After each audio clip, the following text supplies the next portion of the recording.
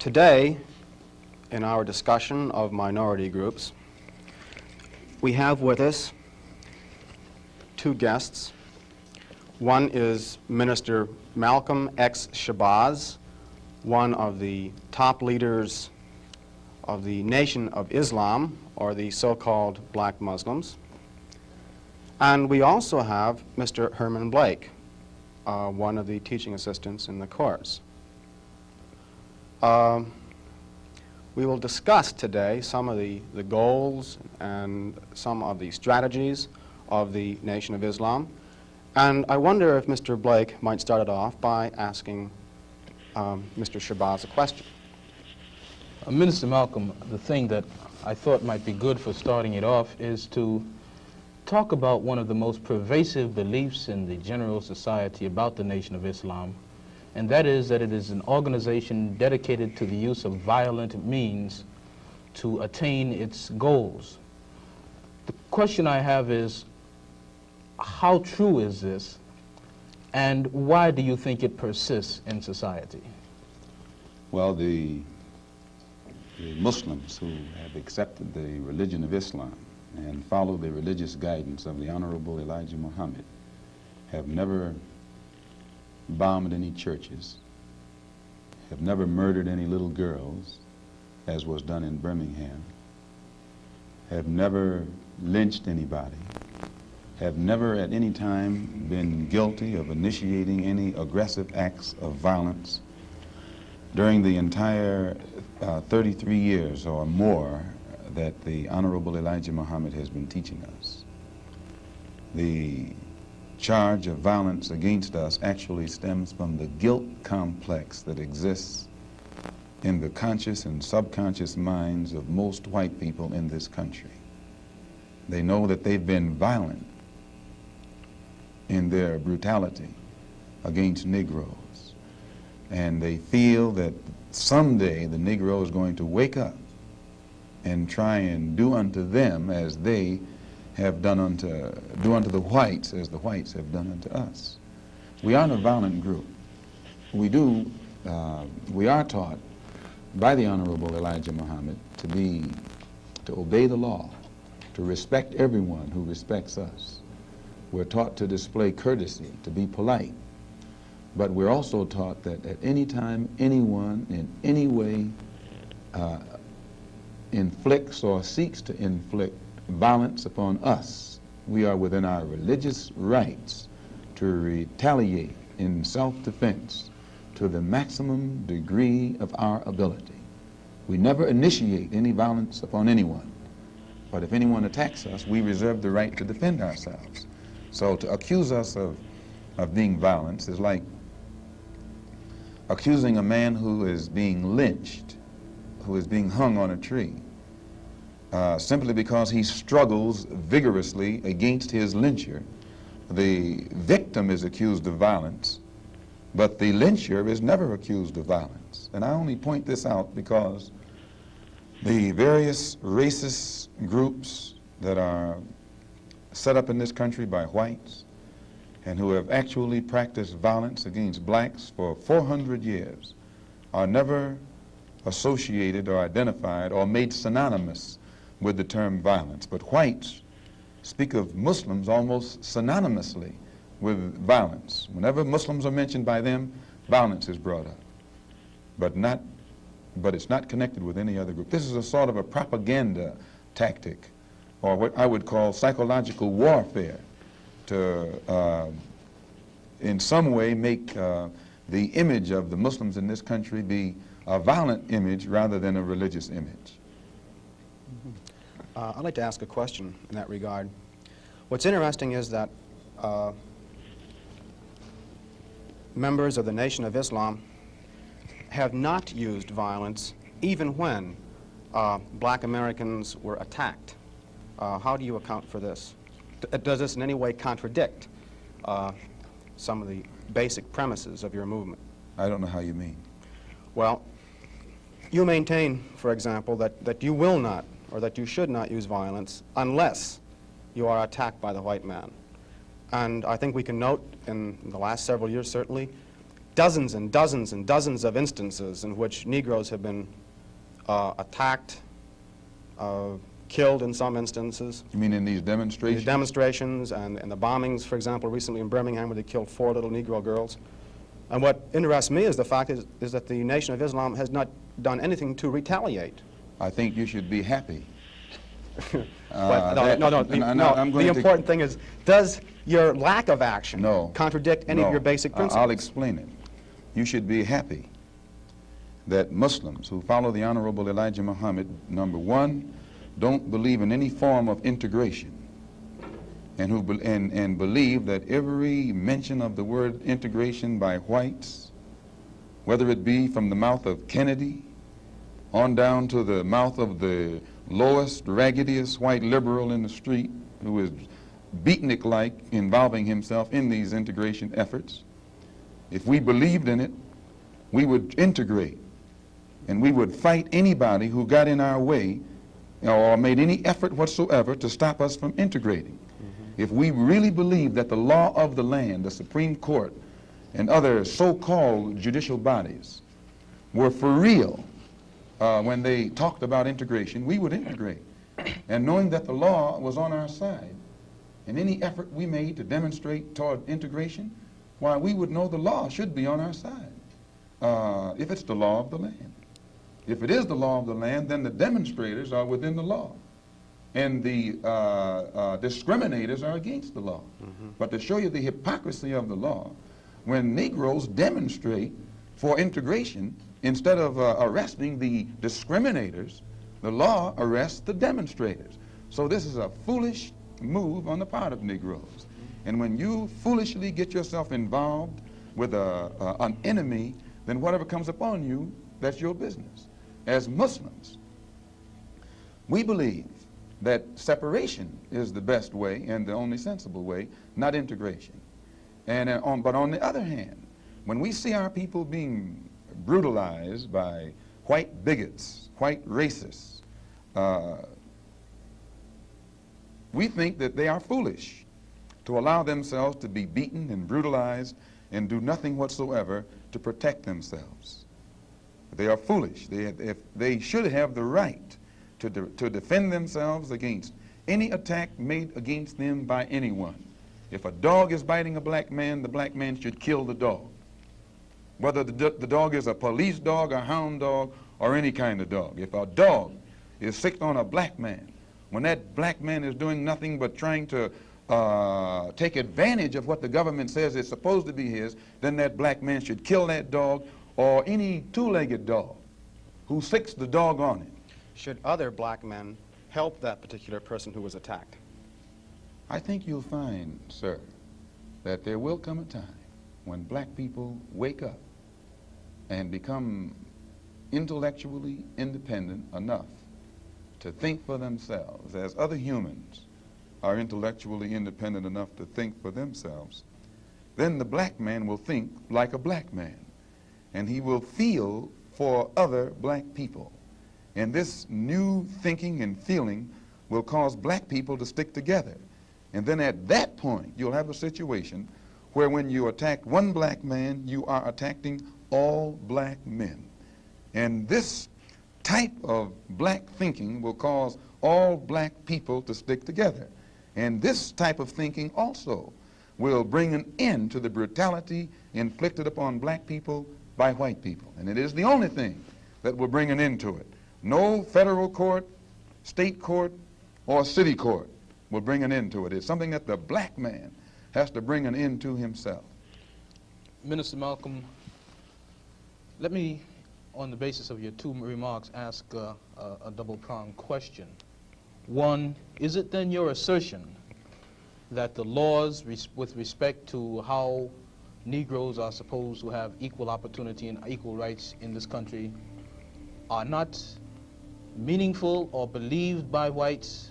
And secondly, what is your opinion and attitude toward the civil rights movement in general, and particularly the Reverend Martin Luther King and his philosophy of nonviolent direct action? If the white people really passed meaningful laws, it would not be necessary to pass any more laws. There are already enough laws on the law books to protect an American citizen. You only need additional laws when you're dealing with someone who is not regarded as an American citizen. But whites are so hypocritical. They don't want to admit that this black man is not a citizen. So they classify him as a second-class citizen to get around making him a real citizen. If he was a real citizen, you'd need no more laws. You'd need no civil rights legislation. Civil rights, when you have civil rights, you have citizenship. It's automatic. White people don't need laws to protect their citizenship because they're citizens. But they don't want to tell us we're not citizens. And at the same time, they don't want to pass laws that are meaningful enough to protect us as if we were citizens. And the Supreme Court desegregation decision is the best example I know. That's a law from the Supreme Court. 10 years have gone by. No desegregated schools. It hasn't been implemented beyond, I think, 9% in 10 years. So this just shows you the hypocrisy of the American white man. They talk out of both sides of their mouth. And for this reason, we who are Muslims, that is, who believe in the religion of Islam, who believe in God, we don't believe that black people will ever get any laws, get any problem with laws being passed or new persons being put in office, white liberals being put in office. There is nothing that the white man will ever do to bring about true, sincere citizenship or civil rights recognition for black people in this country. Nothing will they ever do. They will always talk it, but they won't practice it. And with the Supreme Court, if the NAACP can tell me that they want a desegregation decision for me 10 years ago, but yet the schools haven't been desegregated, as I say, this is a victory with no victory. It's a victory that you can talk about, but it's a victory you can't show me. So if you represent the NAACP and you are telling me about this great victory you won for me, when I look at you, I have to conclude that either you have been duped yourself or else you are trying to dupe me.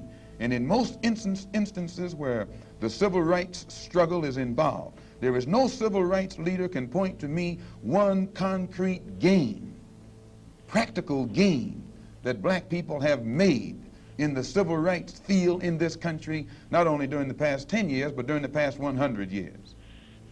Now, the other part was with respect to Mr. King and the nonviolent direct action. Well, I will let Jimmy Baldwin and John Killens and Lou Lomax, the writers, answer that. Speaking right after this church was bombed in Birmingham, Christian church was bombed in Birmingham by Christians too, mind you, and these 4 little girls were murdered. John Killens and James Baldwin and Lomax and the Negro writers and actors had a meeting at the town hall in New York, and Killen pointed out concerning these murders of these little girls, said the killings had raised doubts about the intelligence of the nonviolence in the civil rights struggle. He went on to declare that he could no longer be asked to love those who persecuted and killed Negroes.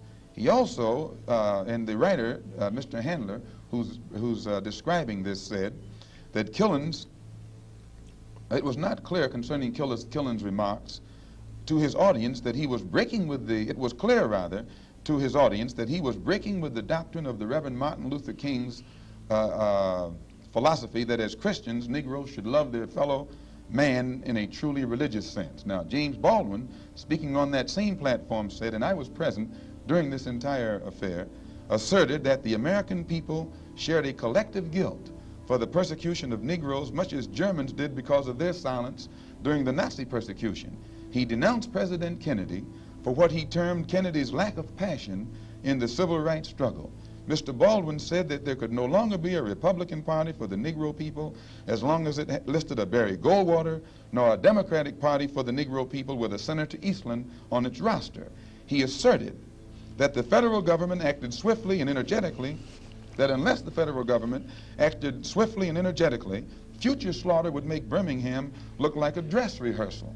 What do I think about King's attitude? King's right-hand man, Wyatt Walker, at King's convention, according to the New York Times on September the 26th, said, quote, "We have been duped," meaning these persons involved in the civil rights struggle, of which King is the symbolic leader. His right-hand man says, and I quote, "We have been duped, or have duped ourselves, into believing that the chains have been broken, when in truth we have only been chained more securely. Half freedom has in many instances been worse than no freedom at all." Why, don't ask me what I think about their struggle. I can tell you what they think about their struggle.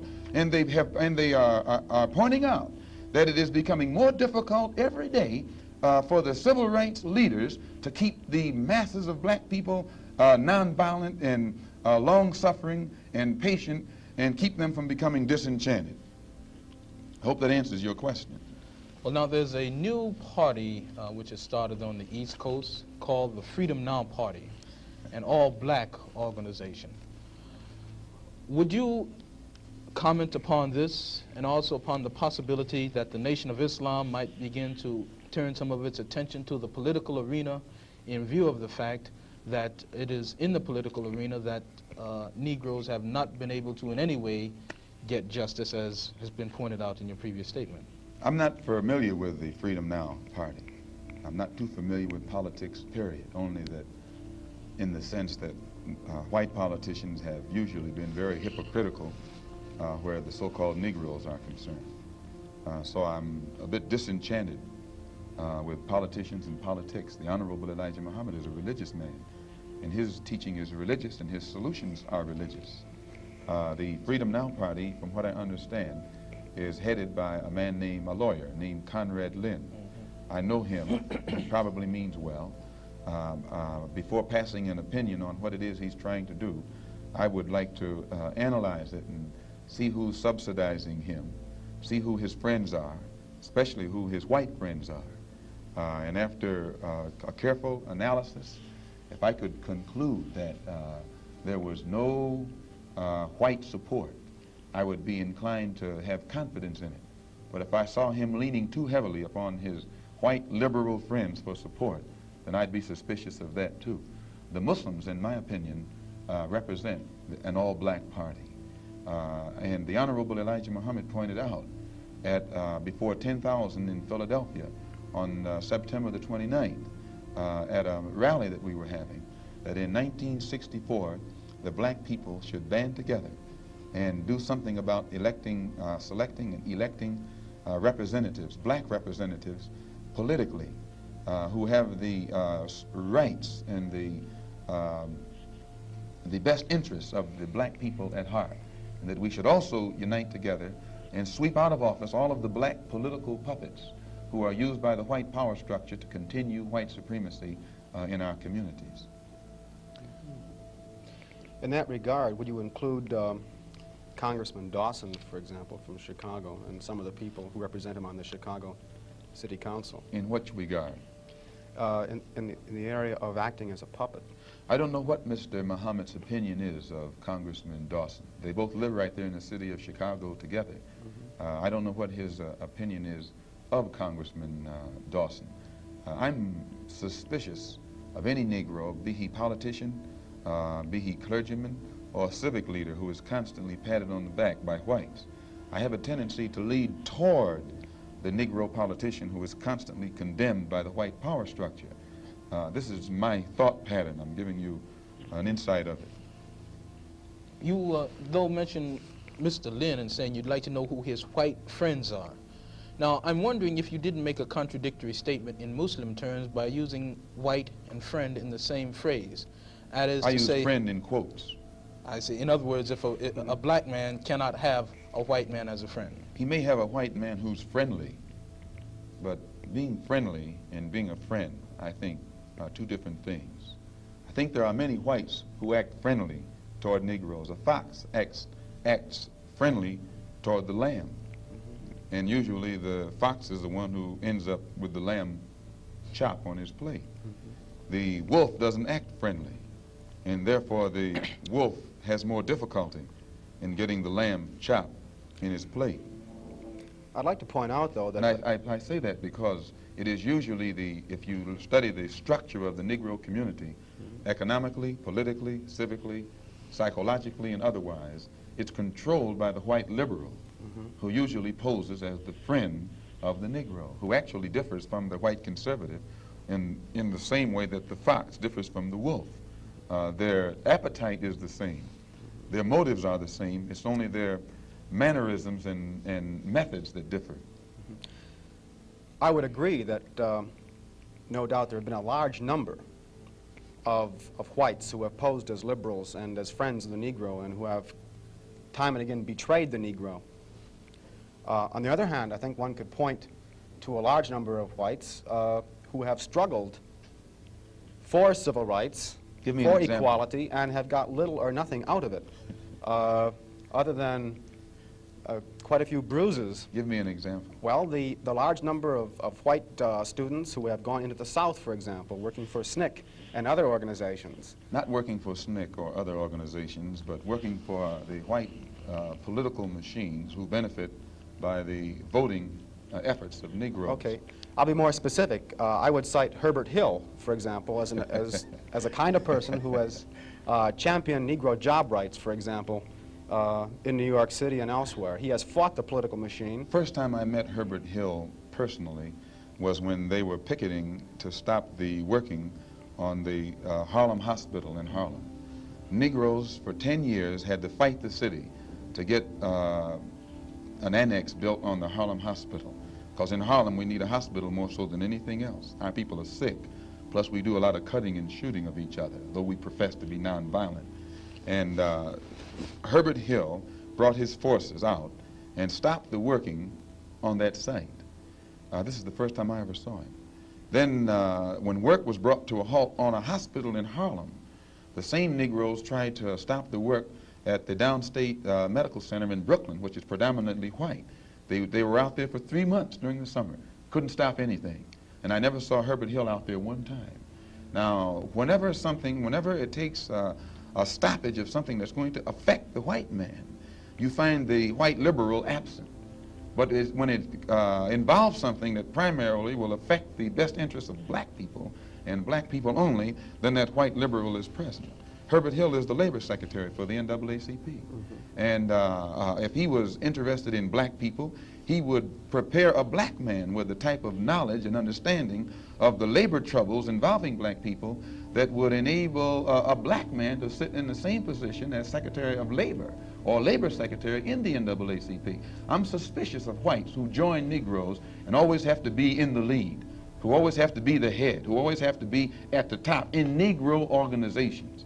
Those whites who really have the interest of blacks at heart, let them give some advice to some Negroes and stand on the sideline. But don't join the organization and then get at the head of it and pose as a friend of Negroes. Well, I would defend his sincerity and his commitment. And more than that, I would say that just because a person is a Negro or a black American does not mean that he's going to struggle for Negro rights or for jobs for Negroes or anything else. I think that today you could point to a large number of Negro leaders who have consistently betrayed Negroes in a whole host of areas. They aren't really Negro leaders. These are puppets that have been put in front of the Negro community by white liberals. These are parrots that have been put in front of the Negro community by white liberals. You can't name me a Negro leader who has been betrayed Negroes, who has not been endorsed, sanctioned, subsidized, and supported by the white liberals. Minister Malcolm, I'd like to... Well, I could cite one example would be Congressman Dawson, for example, in Chicago. In Chicago, a large number of liberals located in the Hyde Park district have consistently fought Dawson and his betrayals of the Negro, and they've also fought some of the people who represent Dawson on the Chicago City Council. The only Negro I know who is constantly fought, only Negro politician that I know who is constantly fought by white liberals is Adam Clayton Powell. And they call him a racist because he speaks so bluntly on the race issue. But I'm not, as I said, not too familiar with Dawson and his work. Let me return to the Nation of Islam per se, Minister, by raising a question which struck me as a result of reading some of Baldwin's work, namely The Fire Next Time. Baldwin pointed out that in Harlem for many years he had passed the street corners and the soapboxes and heard people speaking from these platforms who were known as black nationalists, and nobody was listening. And he said all of a sudden he realized that people were beginning to listen to the Muslim speakers on the street corners in Harlem. The message essentially was the same, but it was that now many people were listening to what this message was. And you pointed out that the Nation of Islam has been in the picture for about 33 years. What is it, in your judgment, that has caused this tremendous amount of support that the Nation of Islam has garnered in the Negro community in, say, the last 10 years? When you put a seed in the soil, it remains beneath the soil until the season changes. And when the season changes, the seasonal change automatically brings about rather atmospheric conditions, bring about a seasonal change that makes that seed come up or crop grow in its appointed time. And all over this world today, God himself has brought about political changes, a political atmosphere, sociological, social atmosphere, economic atmosphere. These economic conditions, these political conditions and social conditions combine to bring about a situation that is making black people in America more receptive, their mind more fertile to the seed of truth that the Honorable Elijah Muhammad has been planting for 30-some years. And this is springing up today and causing our people to see and understand now what they couldn't see and understand before. What is the nature of this situation which is making black people more receptive? Well, you take in the past, say, 15 years, how the nations have emerged, dark nations have emerged in Africa. Prior to 10 years ago, most Negroes associated or identified Africa with a savage, jungle-like place. And whenever you mentioned the word African, in their mind's eye, they could see the image of someone running around with a spear, with no language, who'd say ugga bugga boo or bwana or something, and who'd be in a jungle running from lions or chasing lions. But then when, after the war, when the United Nations was set up in New York City, black people began to look at men like Tom Mboya. They began to look at men like Nkrumah. They began to see men like Lumumba. They began to see men like Nasser. They began to see these Belowa and Azikwe, who could exchange intellectually with whites on an international level in a political forum and hold their own. This made the black people in this country realize that what the Honorable Elijah Muhammad had been teaching all the time actually had substance.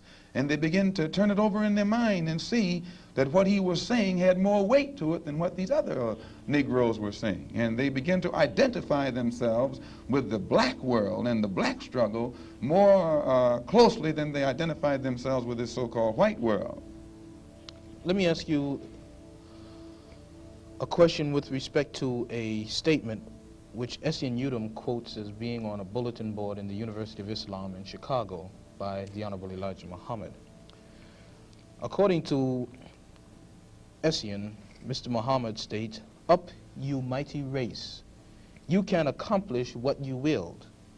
Build your future on these foundations: freedom, justice, and equality." What is the definition of freedom, justice, and equality for the black man, and where and when is it to be attained? Well, take equality first. The Honorable Elijah Muhammad doesn't teach us to associate equality with whites. Equality has nothing to do with whites. We don't want to be equal with the white man. He's not the criteria or yardstick by which equality is measured. He's not in a position to tell us we are equal. It's not his right. It's not his to do. Equality, we want equality. We had equality before the white man was created. We had equality before the white man came into existence. And we want equality whether the white man is on this earth or not. Equality means the opportunity to develop all of our dormant potential, all of our dormant capability. And in developing this dormant capability, the right and the ability to stand on this earth on some land of our own and bring about a civilization and a society in which we will be completely independent, complete freedom to take care of the needs, to take care of the wants and the likes and the dislikes of our people, to establish our own nation, our own society, our own heaven, our own future. This is what we mean by freedom, by equality, and justice means as you sow, so shall you reap. If you do wrong, you'll get wrong in return. And if you do right, you'll get right in return. When you're in your own nation, in your own land, you're in a position to get justice. But when you're in another man's country, in another man's land, under another man's flag, and under another man's government, and under another man's court system, you have to look to that other man for justice, and you'll never get it. And Negroes in this country probably are authorities on that. Yeah. To what extent does this formulation approach that expounded by Zionists? They, for example, many Zionists maintain they could never expect justice in the Tsarist courts and the courts found in other countries in Eastern Europe and so on. And they decided that it would be wise to establish a separate state in Israel. And all of the world powers got together, the white world powers, I should say, got together and helped all of these white Jews to establish a separate state in the heart of a dark-skinned people's territory. And if white people can get together and let other whites, help other whites to establish an independent nation right in the midst of dark-skinned people, and then we don't see where white people should be so much against the Honorable Elijah Muhammad's solution, not of setting up an independent dark nation in a white people's property, but he's asking the opportunity to set up an independent nation on our own continent. Let us leave America and go back home among our own people on our own land and set up our own independent society. But all he says is that this government, which made us slaves, should supply the transportation for us to get back home and give us all of the machinery and the tools necessary for us to till the soil and establish our own agricultural system to feed and clothe our people, our own economy, and in some way become an independent people among our own people on our own continent. This is intelligent. And Zionists should never criticize us. You say then that the United States is not the black man's country. Definitely American not. laws No, are no. not black man's laws. No. So, American laws are not the black man's laws. well, the laws here in America were made by white people for the benefit of white people. The Constitution was written by whites for the benefit of whites. It was never written for the benefit of blacks. And when you read the Constitution, I think in Article 1, Section 2, or Section 1, Article 1, some one of the two, and it's in the Constitution. It says that it classifies black people as 3/5 of a man. 3/5 of a man, subhuman, less than a human being. It relegates us to the level of cattle, hogs, chickens, cows, a commodity that could be bought and sold at the will of the master. No, it was written by whites for the benefit of whites and to the detriment of blacks. And when a black man stands up talking about his constitutional rights, he's out of his mind. Now, Minister Malcolm, in our textbook, which the students have read, supposedly, there is a statement, which is a quotation from Essien and essentially that from Lincoln, to the effect that the Nation of Islam does not have a great deal of support in the Negro community in this country by and large. And a recent national poll of American Negroes found that leaders and rank and file, according to their statistics, supported the Reverend Martin Luther King somewhere over 90%, whereas the support and favorable rating that they gave Minister Muhammad was less than 20%, and somewhere around 45% of them gave an unfavorable rating to Mr. Muhammad. What would your response be in terms of Baldwin's statement that this is a growing thing and the kinds of evidence that we have that there isn't much to it? Well, that statement I just made concerning the Constitution is Article 1, Section 2 in the Constitution, where it classifies us as chattel. Baldwin did point out that Mr. Muhammad has the only grassroots support and is the only one whose whole following operates or functions on a mass vehicle. And I think Baldwin told Dr. Kenneth Clark that Martin Luther King is at the end of his rope. Now, concerning the poll taken by Newsweek magazine, I think you said that this was the leaders who said that, who went with King and against Mr. Muhammad around 90%. I just told you a little while ago, these leaders that they call leaders, this included Lena Horne, this included Dick Gregory, and this included comedians, comics, trumpet players, baseball players. Show me in the white community where a comedian is a white leader. Show me in the white community where a singer is a white leader, or a dancer or a trumpet player is a white leader. These aren't leaders. These are puppets and clowns that have been set up over the white community and over the black community by the white community and have been made celebrities and usually say exactly what they know that the white man wants to hear. And it is an honor, actually, that they endorsed Dr. Martin Luther King and were against the Honorable Elijah Muhammad. That's actually an honor. Now, when you say that they also, in this same Newsweek poll magazine, I think the pollster said that he went into the Negro community and asked about the Muslims.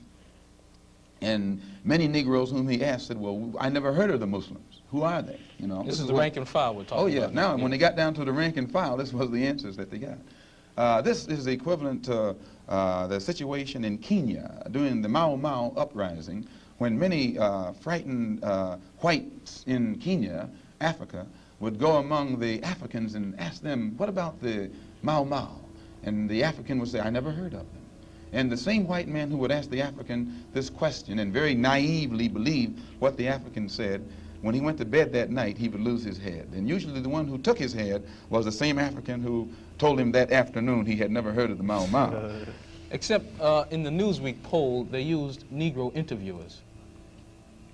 You'll find that oftentimes Negroes are as much on guard around Negro interviewers, who usually represent the bourgeois element of Negroes, as they are on guard around whites.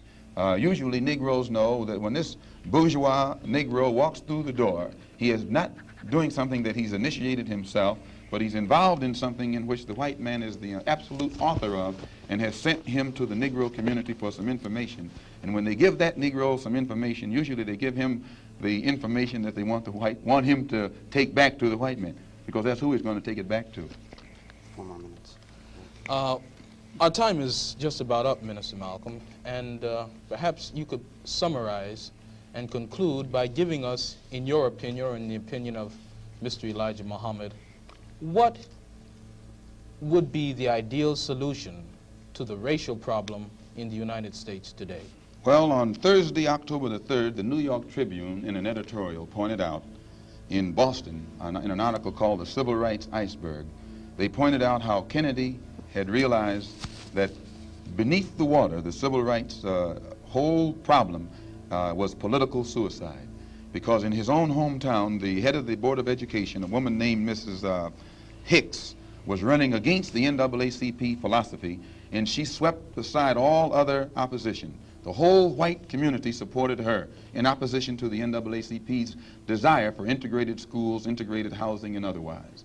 So I say that to say this, that even the Jewish community, which is supposed to be pro-liberal, went against the NAACP. Whites are against integration in practice, but they're for it in principle. So the only solution is separation. And the Honorable Elijah Muhammad says that this can be brought about simply by letting our people be exposed to the truth about ourselves, about the white man, about our history and our condition in this country. And once we are exposed to the complete truth about things as they actually exist in this country, the masses of black people will choose complete separation from this entire system, political system, economic system, social system, and whatever other aspect or description or adjective you want to attach to it. Let us go back home to our own people, live among our own kind, and solve our own problems ourselves. And if the white man doesn't want us to go back to our own people and live in our own country, then since we can't get along together in peace on this country with white people, Let us separate part of this continent, migrate to that separate territory. Let the government give us everything we need to establish our own independent economic system and society, and thereby we'll be able to solve our own problems ourselves and prove that we are human beings and a part of the human family and can do for ourselves what other humans have done for themselves. And then we'll be able to stop blaming the white man for what he has done and stop begging the white man to solve our problems. We'll be able to solve our problems ourselves. Thank you very much. That's it.